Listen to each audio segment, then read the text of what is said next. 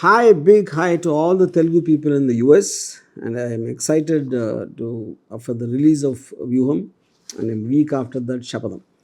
నేను ముఖ్యంగా ఏం చెప్పదలుచుకున్నాను అంటే వ్యూహం ఈజ్ మోర్ లైక్ ఒక 10 ఏళ్ళ కన్నా ఎక్కువ జరిగిన ఒక కథ ఉన్నప్పుడు obviously I can't do justice to the entire happening. అది నా ఉద్దేశం కూడా కాదు.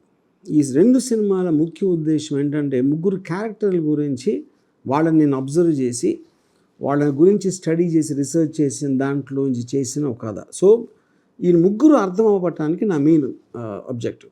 ఇప్పుడు చాలామంది నన్ను ఏమడుగుతారంటే ఇప్పుడు జగన్మోహన్ రెడ్డి గారు ఏమైనా ప్యాకేజ్ ఇచ్చారా, లేకపోతే ఇదా అదా ఎందుకు చేస్తున్నారు సినిమా ఆయన హీరోగా చేసి అని, లేకపోతే చంద్రబాబు నాయుడు గారి మీద ఎందుకు అంత కసి, ఎందుకు అంత ద్వేషం, పగబట్టేశారు అంటారు. లేకపోతే పవన్ కళ్యాణ్ గురించి కూడా సంథింగ్ సిమిలర్, మెగా ఫ్యామిలీ అంటే రాముకి ఇష్టం ఉండదు అలాగా.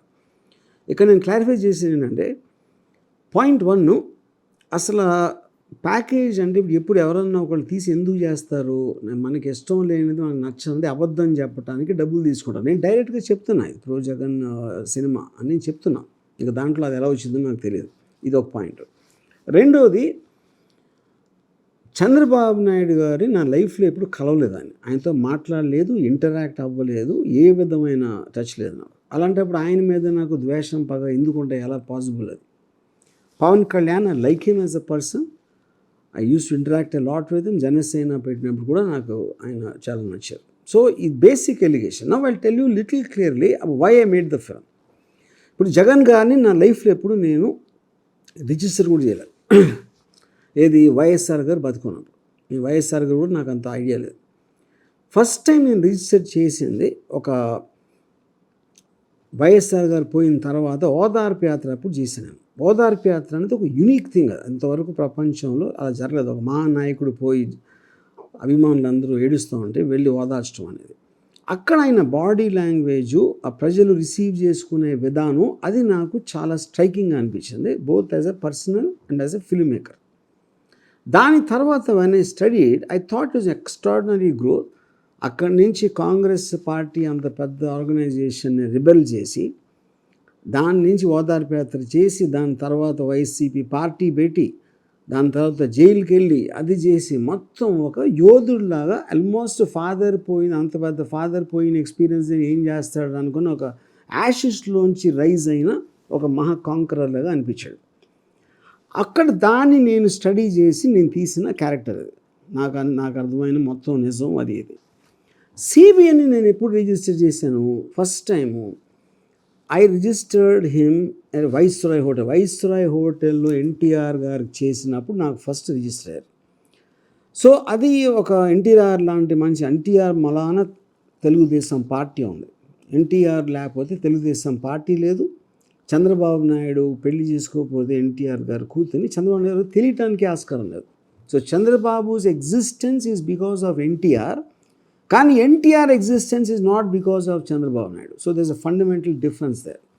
వెరాస్ అదే ఆర్గ్యుమెంట్లో మీరు చెప్పొచ్చు Jagan is because of Rajasekhar. Fair enough. But once Rajasekhar Reddy garu died, what Jagan did only by himself, ఆయన పోయిన తర్వాత, that is far more superior, more than what YS Rajasekhar Reddy did.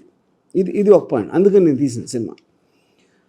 ఇంకోటి, ఇప్పుడు if you take Pawan Kalyan, is inconsistent, is a big star, everybody knows that, దాంట్లో చెప్పుకోవడానికి ఏం లేదు. Constantly మాట మార్చి ఇది చేసి, ఒకరోజు సిబిఐని పొగిడి, ఇంకో రోజు తిట్టి, ఇంకో రోజు ఇది చేసి, ఇంకో రోజు అది చేసి, ఎనీ 2 మీటింగ్స్కి ఒక సిమిలారిటీ అనేది ఉండదు. యూనో అది ఆ ఇన్కన్సిస్టెన్సీ అనేది నాకు, అదే నేను ఫిల్మ్లో రిఫ్లెక్ట్ చేయించాను. అది ఇంకా ఇప్పుడు వేరే క్యారెక్టర్స్ ముగ్గురు కాకుండా ఉన్నది ఎవరైనా ఉంటే, ఇప్పుడు చిరంజీవి గారు ఉన్నారు. ఎందుకంటే Chiranjeevi garu is important part, Prajarajyam party పెట్టినప్పటి నుంచి as the brother of one of the important characters in these films.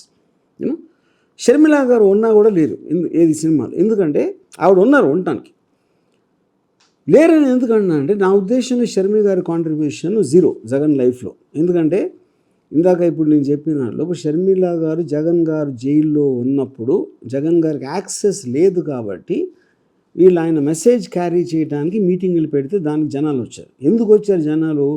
Sharmila గారిలో జగన్ని చూసుకోవడానికి వచ్చారు, అంతేగాని షర్మిల గారి కోసం కాదు. యూనో దానికి ప్రూఫ్ ఏంటంటే, ఆవిడ కొత్త పార్టీ పెట్టినప్పుడు ఎవరు రాలేదు కదా, జగన్ లేకుండా.